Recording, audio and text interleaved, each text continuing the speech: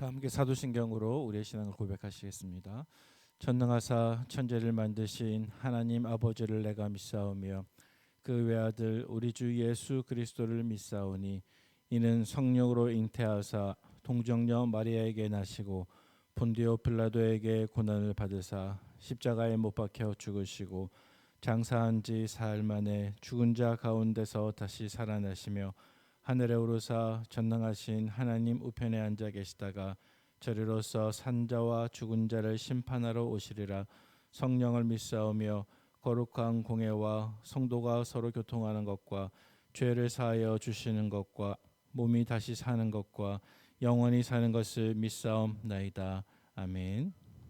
다 함께 찬송가 393장을 찬송하시겠습니다.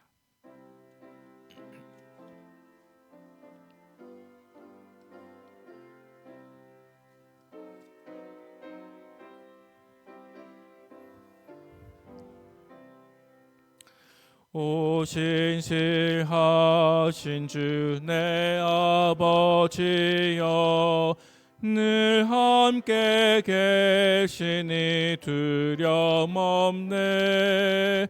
그 사랑 편찮고 날 지키시며 어제나 오늘이 한결같네.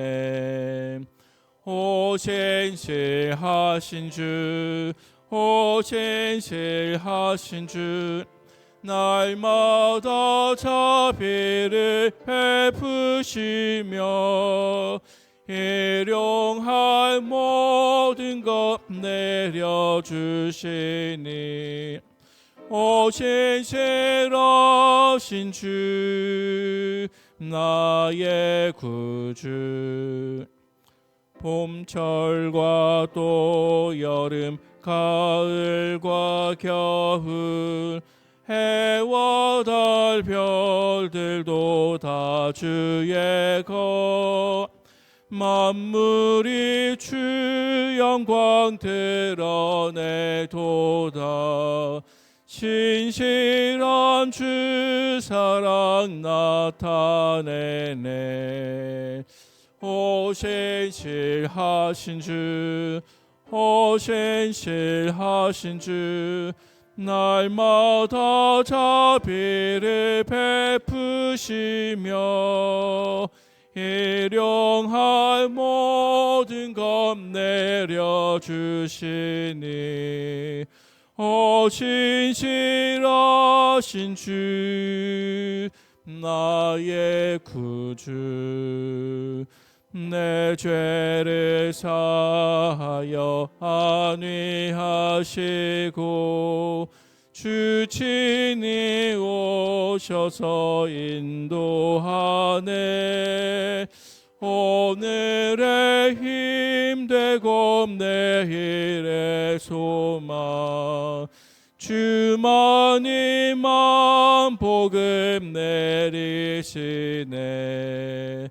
오 신실하신 주, 오 신실하신 주, 날마다 자비를 베푸시며 일용할 모든 것 내려주시니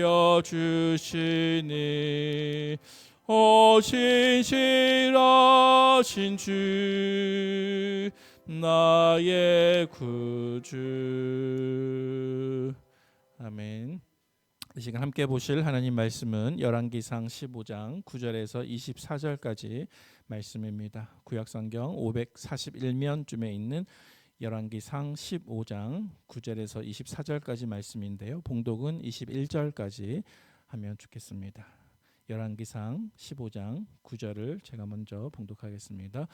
이스라엘의 여로보암 왕 제20년에 아사가 유다 왕이 되어 예루살렘에서 41년 동안 다스리니라. 그의 어머니의 이름은 마아가라, 아비살롬의 딸이더라.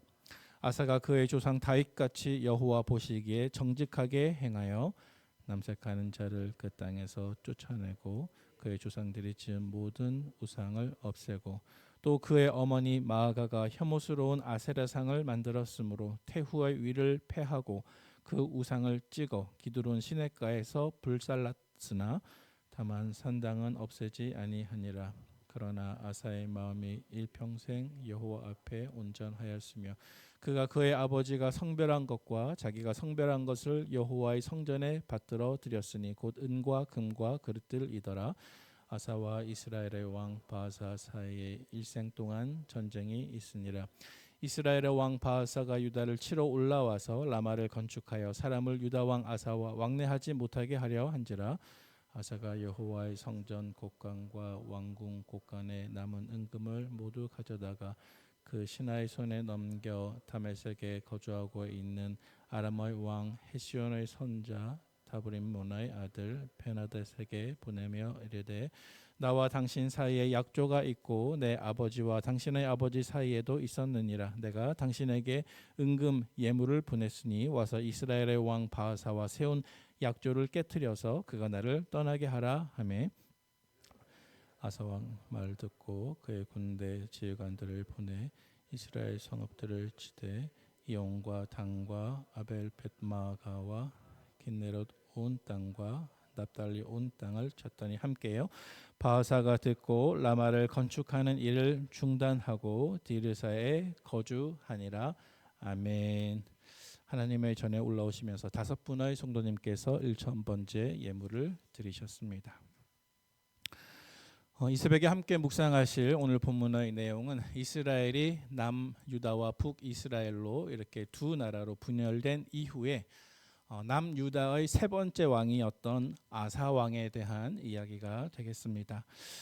그리고 오늘 본문에서 가장 인상 깊은 부분이 있다고 한다면 아마도 오늘 본문 11절 말씀에서 나오는 것처럼 아사 왕의 통치가 하나님 앞에서 칭찬을 받았고 또 인정을 받았다고 하는 부분일 것입니다.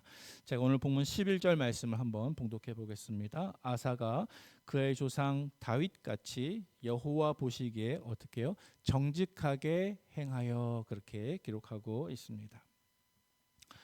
솔로몬 왕의 불순종 때문에 이스라엘이 남유다와 북이스라엘로 분열되었지 않습니까? 그래서 그 분열된 남유다의 세 번째 왕으로서 르호보암, 또 아비암, 아사 이렇게 이제 순서대로 세 번째 왕으로 아사가 왕이 되었는데요.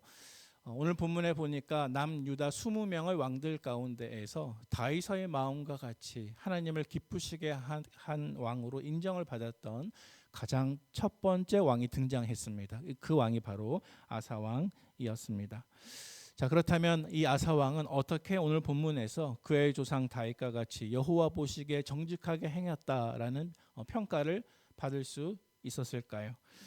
단순히 그가 다윗 왕의 후손으로서 좋은 신앙적인 유산과 또 훌륭한 신앙적인 배경을 물려받았기 때문에 그랬을까요? 오늘 본문에 보면 그렇지 않았습니다. 사실 아사 왕은 다윗 왕이 혈통적으로 고조 할아버지에 해당되었지만 하지만 그를 둘러싼 신앙적인 배경이나 환경은 결코 좋지 않았습니다. 그 이유는 오늘 말씀에 나오는 것처럼 특별히 이 아사 왕의 할머니가 아비살롬의 딸 마아가라는 사람이었기 때문에 그렇습니다. 성경을 한번 보시기 바랍니다. 오늘 본문 10절 말씀에 보면 아비살롬의 딸 마아가 이 아사 왕의 어머니라고 기록된 아비살롬의 딸 마아가라고 하는 인물이 등장을 하고 있습니다. 여러분 오늘 말씀에 아비살롬이라고 하는 이름이 등장했는데요. 여러분 이 이름이 혹시 누구인지 아십니까? 아비살롬. 이 사람은 바로 압살롬입니다. 다시 말해서 아버지 다윗에게 반역했던 그 아들 압살롬을 동일한 인물을 때로는 아비살롬이라고 부르기도 했습니다. 자, 그런데 성경에 보면 오늘 말씀에 이 아비살롬의 딸 마아가 이렇게 표현이 되어 있지만 사무엘하 14장 27절 말씀에 보니까 압살롬이 아들 셋과 딸 하나를 낳았는데 그 딸의 이름은 다말이라. 그는 얼굴이 아름다운 여자더라. 그런 기록이 있습니다. 다시 말해서 압살롬에게 아들 셋과 딸 하나가 있었는 것은 사실인데 그 딸의 이름이 마아가가 아니고 다말이라고 기록되어 있다는 것입니다. 여러분, 사실 오늘 본문 속에서 마아가가 아비살롬의 딸이라고 기록되어 있지만 사실은 이 마아가는 아비살롬 혹은 압살롬의 딸이 아니고 사실은 손녀에 해당이 됩니다. 역대하 13장 2절 말씀에 정확하게 기록이 되어 있습니다. 자, 그렇다면 여러분 한번 생각해 보시기 바랍니다. 오늘 본문 가운데 마아가가 압살롬의 손녀인데 오늘 성경에 아비살롬의 딸이라고 적혀 있으니까 성경이 잘못된 것입니까? 그렇지 않습니다. 왜냐하면 히브리 말이 가지고 있는 고유한 특징이 있기 때문에 그렇습니다. 문화마다 말과 단어들이 가지고 있는 의미가 다 다르지 않습니까? 그런데 고대 히브리 말에 아들이라고 하는 말은 아들도 되고 손자도 되고 증손자도 되고 고손자도 될 수가 있습니다. 또 반대로 딸이라고 하면 고대 히브리 말에서 딸도 되고 손녀도 되고 증손녀도 되고 고손녀도 되고 여자 후손이면 다 딸이라고 부를 수가 있었다고 하는 그 언어적인 문화적인 특징을 가지고 있습니다. 그래서 오늘 본문에 마아가가 압살롬의 딸이라고 적혀 있지만 사실은 정확하게 말하면 압살롬의 손녀에 해당이 되고 또 반대로 또 다르게 이해를 하면 다윗 왕의 증손녀에 해당이 되겠습니다. 이 마아가 역시도 다윗 왕의 혈통을 이어받았기 때문에 어쩌면 신앙적으로 좋은 배경을 가지고 태어났지만 그럼에도 불구하고 이 마아가라고 하는 여인은 다윗과 같이 마음이 온전하지 못했습니다. 왜냐하면 오늘 본문 13절 말씀에 보니까 마아가는 어떻게 했다고 기록되고 있습니까? 가증스러운 아세라상을 만들어서 섬겼다, 그렇게 기록을 하고 있습니다. 다시 본문으로 돌아왔어요. 오늘 본문의 주인공인 아사 왕은 르호보암 왕의 손자에 해당이 됩니다. 그는 아버지 아비암을 이어서 유다의 3대 왕이 되었지만 자기 아버지 아비암이 조금 일찍 죽는 바람에 약간 어린 나이에 왕이 되었던 것 같습니다. 그가 어린 나이에 왕이 되었기 때문에 그가 성장할 때까지 그의 할머니인 마아가가 태후로서 유다를 통치했습니다. 그리고 마아가는 우상을 섬겼습니다. 이 아사 왕의 입장에서 그는 손자로서 자기 할머니이자 또 태후의 위치에 있었던 이 마아가의 존재가 결코 적지 않은 부담이 되었을 것입니다. 개인적으로는 할머니이고 또 정치적으로는 태후였기 때문에 그렇습니다. 하지만 놀랍게도 이 아사 왕은 다윗의 마음과 같이 하나님 앞에 정직하게 행하기 위해서 그는 개인적 혹은 정치적인 배경과 결탁하거나 손을 잡고 신앙적인 양심을 더럽히지 않았습니다. 그래서 이 아사 왕은 신앙적인 양심을 지키기로 결심을 하고 다윗 왕의 길과 같이 행하기로 결단을 내리게 되었습니다. 왜냐하면 유다 왕은 혹은 이스라엘 왕은 한 개인이 결코 아니었기 때문입니다. 유다든지 이스라엘이든지 왕으로서 다스린다고 한다면 그것은 하나님을 대리하여서 하나님의 뜻이 드러나도록 통치하기 위해서 세움받은 직분이었기 때문에 그랬습니다. 그래서 하나님의 통치가 드러나는 것을 가로막는 존재가 있다고 한다면 비록 내 가족이라 할지라도 내 혈연 중에 그러한 관계가 있다 할지라도 흔들려서는 안 되었던 것이 이 왕이라고 하는 직분이었다는 사실입니다. 그리고 이러한 역할을 우리 인간의 역사에서 가장 잘해낸 사람이 있다고 한다면 어쩌면 다윗 왕일 것이고요. 그리고 그 역할을 완벽하게 100% 완전하게 해내신 분이 있다면 바로 다윗의 후손이신 예수 그리스도이실 것입니다. 부분적으로 다윗의 마음을 닮았던 이 아사 왕은 하나님의 통치를 실현하기 위해서 할머니인 마아가의 태후의 위를 패해버렸습니다. 그리고 할머니가 세웠던 모든 아세라 우상을 찍어서 불태워 버렸습니다. 그리고 이것이 바로 하나님의 마음에 아주 합한 일이었습니다. 이 아사 왕은 종교 개혁을 일으키되 바로 자기 자신의 가정 안으로부터 개혁을 일으켰다는 사실입니다. 사랑하는 성도 여러분, 만약 우리의 삶 가운데 하나님의 통치에서 벗어난 어떤 것이 있다고 한다면 마치 아사 왕이 자기의 할머니이자 태후였지만 마아가의 위를 패하고 그가 만든 우상을 찍어서 기도는 시냇가에서 불태워 버렸던 것처럼 하나님 이외의 내 삶 속에서 왕노릇하고 있는 모든 것을 패하고 찢고 무너뜨리는 것이 우리 삶 속에 나타나는 저와 여러분의 증거가 있는 삶이 되시기를 주님의 이름으로 축원을 드립니다. 마치 예수님의 말씀과 같이 만일 내 오른눈이 너를 범죄케 하거든 빼어버리라. 또한 내 오른손이 너로 실족하게 하거든 찍어버려라. 내 백추의 중에 하나라도 없어지고 온 몸이 지옥에 던져지지 않는 것이 유익하니라 하는 말씀과 같이 우리가 예수님의 말씀을 기억하고 순종하고 지키는 사람이 결국 다윗과 같이 마음이 온전하여서 하나님 앞에 정직하게 행하는 사람으로 인정받게 될 줄을 믿으시기를 바랍니다. 오늘 본문의 두 번째 교훈입니다. 오늘 본문의 첫 번째 교훈이 종교개혁가로서의 아사왕의 모습이었다고 한다면 오늘 본문의 두 번째 교훈은 조금 아쉽게도 종교개혁가 아사왕의 변질입니다. 오늘 본문 16절에서 마지막 절까지에 해당이 됩니다. 방금 말씀드린 것처럼 아사왕은 그의 통치 초기에 타락한 유다의 전반적인 종교적인 상황 안에서 개혁가적인 모습을 가지고 하나님을 매우 기쁘시게 했고 또 그 출발이 아주 훌륭했던 인물이었습니다. 하지만 한 가지 안타까운 점이 있었습니다. 그것은 그가 왕으로서 모든 직임을 다 마칠 때까지 끝까지 자기 신앙을 지키지는 못했다는 것입니다.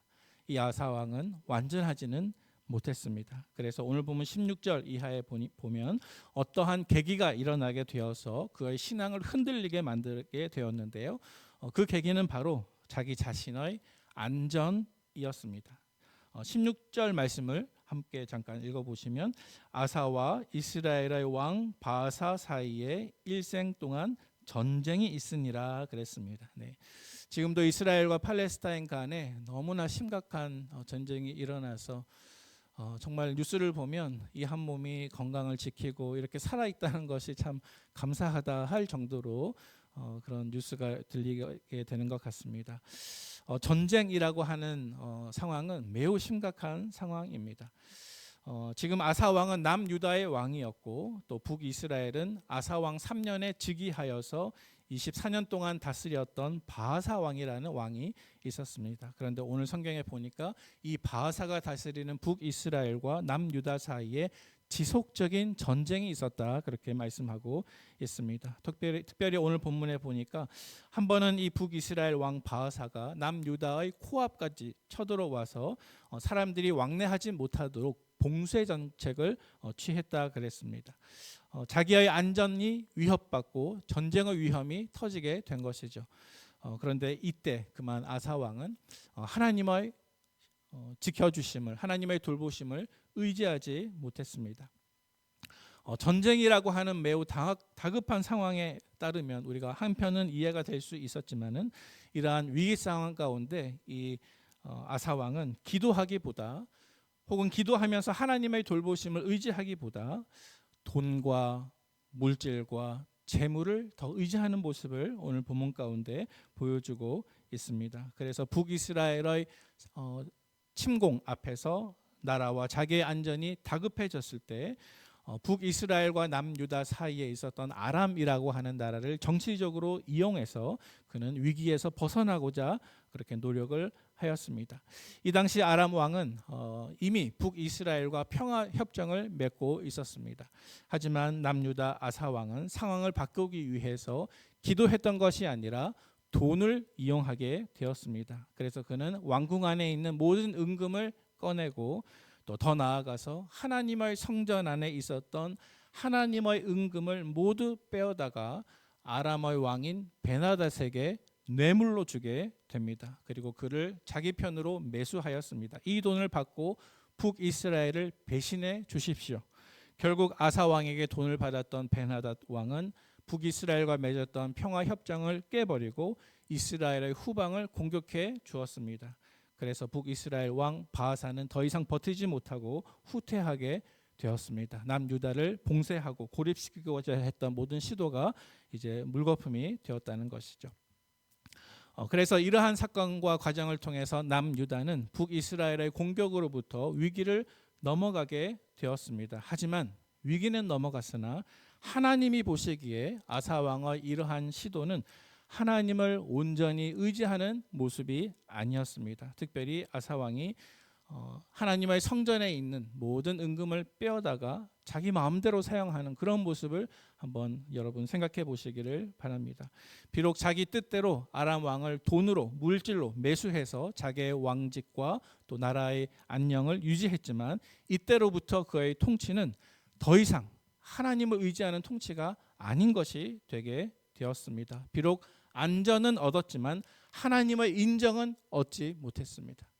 안전은 얻었지만 문제는 해결했지만 하나님의 칭찬은 잃어버리게 되었다는 것입니다.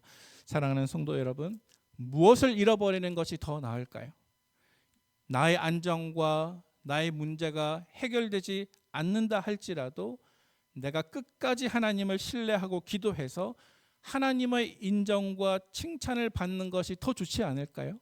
여러분, 그것을 한번 생각해 보시기를 바랍니다. 우리의 삶 속에 어떠한 위기와 어떠한 어려움이 있다 할지라도 하나님 대신 돈과 물질과 우상으로 사람으로 해결하려고 하지 말고 기도와 믿음으로 문제를 풀어갈 수 있는 저와 여러분의 인생의 경로가 되시기를 주님의 이름으로 축원을 드립니다. 이제 말씀을 정리하도록 하겠습니다. 오늘 본문의 주인공인 아사 왕은 종교 개혁가로서 그의 삶을 시작했지만 위기 앞에서 하나님을 끝까지 신뢰하지 못하고 하나님보다 돈과 물질을 더 신뢰하는 그러한 신앙의 변질로 인하여서 우리에게 어쩌면 이러한 말씀을 생각나게 하는 것 같습니다. 고린도전서 10장 12절 말씀인데요. 그런즉 선줄로 생각하는 자는 넘어질까 조심하라. 비록 첫 출발이 좋았다 할지라도 우리는 연약하기 때문에 언제 이 아사왕처럼 변질되고 넘어질지 모른다는 것입니다. 그래서 성경은 말씀합니다. 그런즉 선줄로 생각하는 자는 넘어질까 조심하라.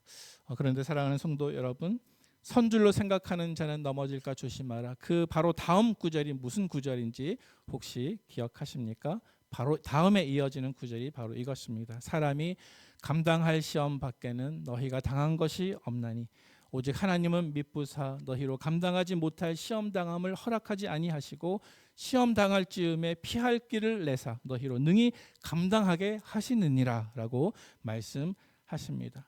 어쩌면 이 아사 왕에게 있어서도 기도보다 돈을 앞세우는 이 방법 말고 다른 피할 길이 반드시 있었을 것입니다. 왜냐하면 하나님은 우리에게 어려움과 고난을 주실 때 내 신앙과 믿음을 지키면서도 반드시 피할 수 있는 다른 길을 열어주시기 때문입니다. 문제는 우리가 그 길을 기다리거나 보지 못하고 믿음으로 행하지 못하고 내 뜻과 내 생각과 불순종으로 행하다가 하나님의 뜻을 거스리는 것이 문제라는 사실입니다.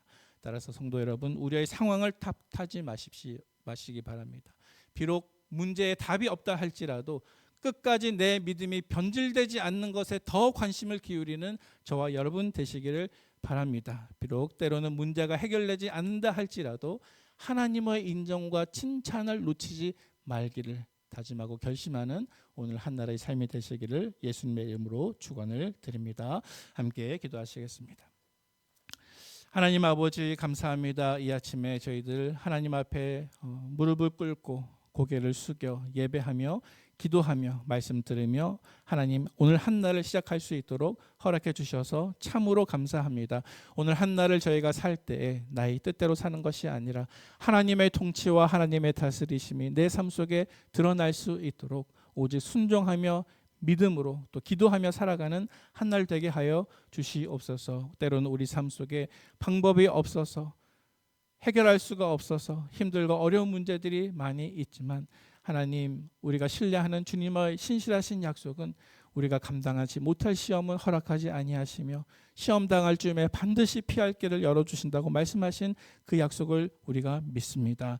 하나님의 인정과 칭찬을 놓치지 말도록 하나님 우리 마음속에 귀한 결단이 있게 하여 주시옵소서. 오늘 한 날도 하나님 앞에 귀한 예물 올려드린 손길이 있사오니 솔로몬의 일천 번제와 같이 받아주시고 심중에 품은 기도의 제목이 응답될 수 있도록 인도해 주시며 하나님 저 멀리 전쟁 가운데 힘들어진 모든 어려운 민족들 가운데 주님 긍휼을 베풀어 주셔서 속히 전쟁이 끝나가게 하여 주시고 하나님의 평화가 임할 수 있도록 주님 은총을 베풀어 주시옵소서. 예수님의 귀하신 이름으로 간절히 기도하옵나이다.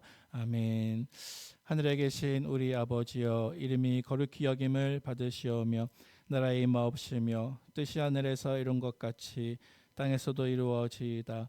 오늘날 우리에게 일용할 양식을 주옵시고 우리가 우리에게 죄 지은 자를 사하여 준 것 같이 우리 죄를 사하여 주옵시고 우리를 시험에 들게 하지 마옵시고 다만 악에서 구하옵소서. 대개 나라와 권세와 영광이 아버지께 영원히 있사옵나이다. 아멘. 몇 가지 기도의 제목으로 합심해서 기도하도록 하겠습니다. 새생명 전도 축제를 통해서 성도와 교회가 사명을 온전하게 감당하게 하옵소서. 오늘부터 시작될 축의 구역 되신 방 가운데 하나님의 사랑과 은혜가 풍성하게 하여 주옵소서. 1년의 하반기 동안에 입시와 취업을 준비하는 우리 자녀들에게 지혜를 주시고 믿음과 신앙을 중심으로 잘 감당하게 하옵소서. 이 시간 합심해서 기도하신 이후에 개인적인 기도의 제목으로 함께 기도하도록 하겠습니다. 다 같이 기도하시겠습니다.